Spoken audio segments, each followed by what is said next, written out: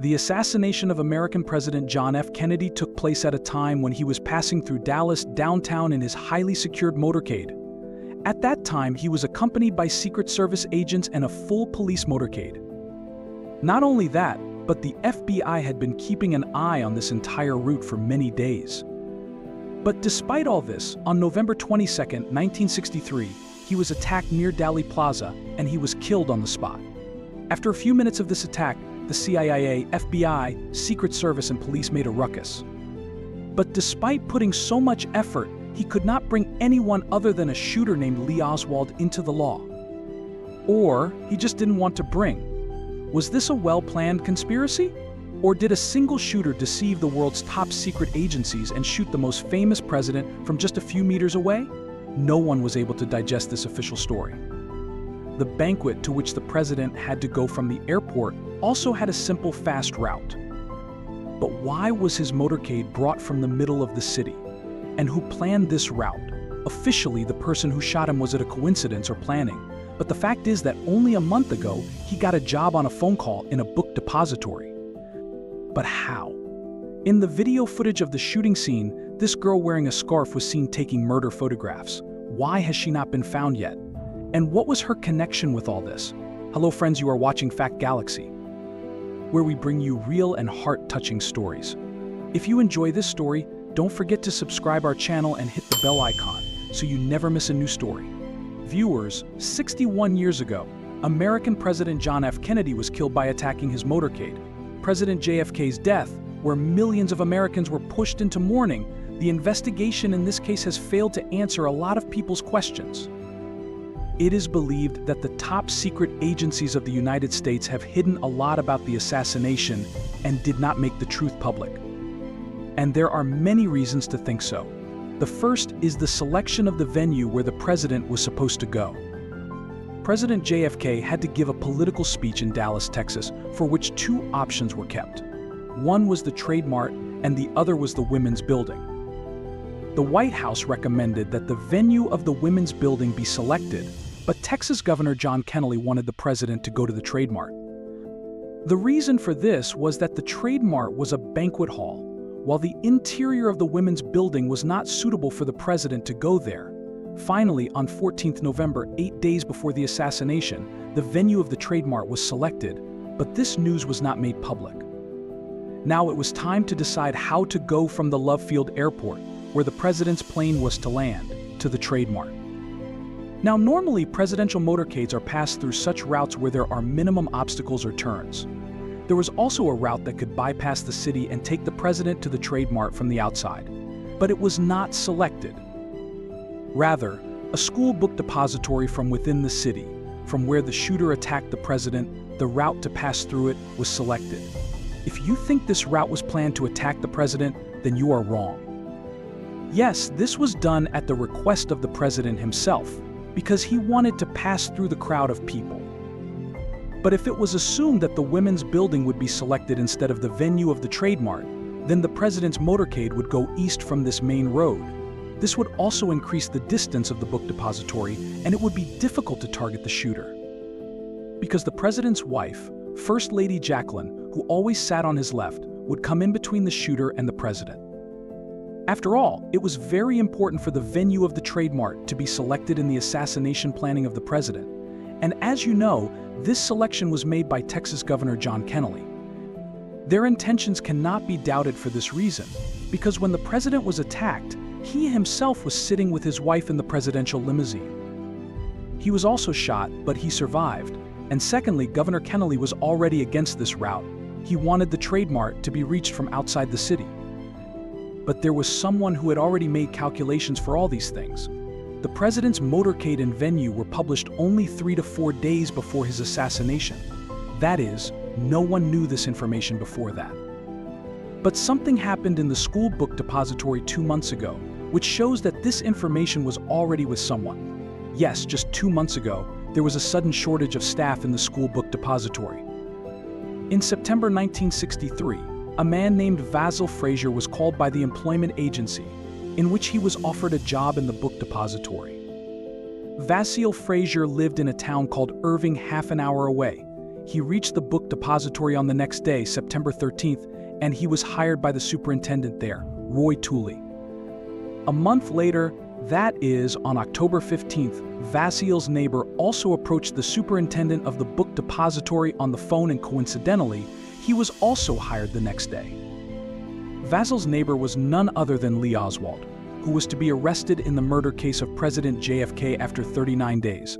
Lee Oswald could not out back daily due to lack of a driving license. For this reason, he rented a room in Dallas.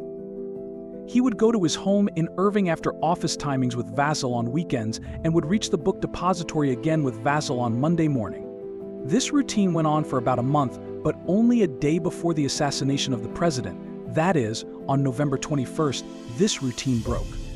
On November 21st, Lee Oswald went to Irving's house with Vasil on Thursday, because he said he would stay in Dallas this weekend. The next morning, on Friday, when Oswald left the house to go to the office with Vasil, he had a long paper bag in his hand, in which Oswald said that there were curtain rods that he was taking to his room. Only half an hour before the assassination, Oswald was on the 6th floor of the book depository with some of his colleagues. It was 12 o'clock in the afternoon, and it was lunchtime. Everyone went to the first floor for lunch, but Oswald was alone on the 6th floor. To see the president's motorcade, a crowd of people had gathered outside the depository. A few employees of the depository were also busy looking at this scene from the windows of the 5th floor. At exactly 12:30, the president's motorcade arrives, in which the president is sitting on the right side of the car and the first lady is sitting on his left side. The governor and his wife were present ahead. As soon as the presidential limousine takes a left turn from the book depository, the entire area resounds with the sound of the first fire. Coincidentally, at that time, a reporter was recording all this in his camera. Some people said that 2 fires were made, but some heard the sound of 3. But 1 bullet hit the president's neck and the other on his head. The driver of the limousine takes the car from the location without waiting, but the death of President John F. Kennedy was probably at that time. Someone called him black, someone called him white. But a police officer of the motorcade saw a man firing on the 6th floor immediately after the first fire. So without wasting time, he went inside the building. He went to the 6th floor, but no one was there. Within a few minutes, the entire building was sealed by the police and the FBI. And all the employees present inside were now stopped from going outside. But one person was missing from all these employees, and that was none other than Lee Oswald. Lee Oswald had probably left the foreign book depository after this operation. He first went to his room, changed his clothes there, and immediately came out with his pistol. The police, who were already looking for him, had made the entire city's patrolling wireless. An officer present at the patrolling saw Oswald, but before he could do anything, Oswald fired 4 times at the police officer and killed him on the spot. Oswald was now hiding in a nearby movie theater. Soon the police found him and arrested him and took him to the police headquarters. For the next 2 days, the police, FBI and CIA interrogated him a lot. But this interrogation was not recorded. No one has any evidence of what happened in the closed room. On November 24th, when he was being transferred from the police headquarters to the jail, a man shot him in front of the media and the police. Lee Oswald also died in the same hospital where John F. Kennedy was taken. This was the story that was officially disclosed. But many witnesses said that this was not the man they saw on the 6th floor window. Before being shot, Lee Oswald kept saying in front of the media that he was innocent. If this whole story is analyzed, then according to the police, Lee Oswald got a job in the book depository very cleverly and with planning. And he did all this planning alone, hiding from the FBI, CIA, and police intelligence. But people say that if Oswald had done so much perfect planning alone, then how did he make so many mistakes in the end? Like running away from the building, killing a police officer, and creating more suspicions on himself, or hiding in a movie theater. After the assassination of President John F. Kennedy, many investigation reports were published, but every report was confusing the matter. After Oswald's death, this theory also emerged that maybe he was killed by the same people who actually planned all this, because even if it was a conspiracy, it was not possible to do this work without insiders. Many people believe that the FBI and CIA were also involved in this conspiracy. because Lee Oswald was actually a former US Marine and the FBI had already kept an eye on him. But still, he hid this from the president's Secret Service when he was deciding the route of the motorcade. During the investigation, many evidences were also erased. Like the 3 bullet shells found on the 6th floor were first removed without a picture, and then the bullets were kept again and this picture was taken. The initial videos of where they were fired were made by the police, but they also disappeared somewhere. But one evidence of the shooter was definitely recorded, so that this mystery would never remain a mystery. During the shooting, this girl wearing a scarf was seen in almost all the photos and videos. She had a camera in her hand and she had captured all the photos of the assassination of the president. The scarf she is wearing is called Babushka. And on this, her name was given Babushka Lady. Many people have a theory that Babushka Lady was also a part of this whole plan, whose job was to record this scene. But until today, the FBI has never been able to find this girl.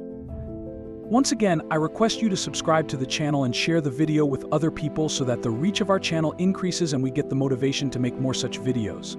See you in the next video with another interesting topic. Take care of yourself.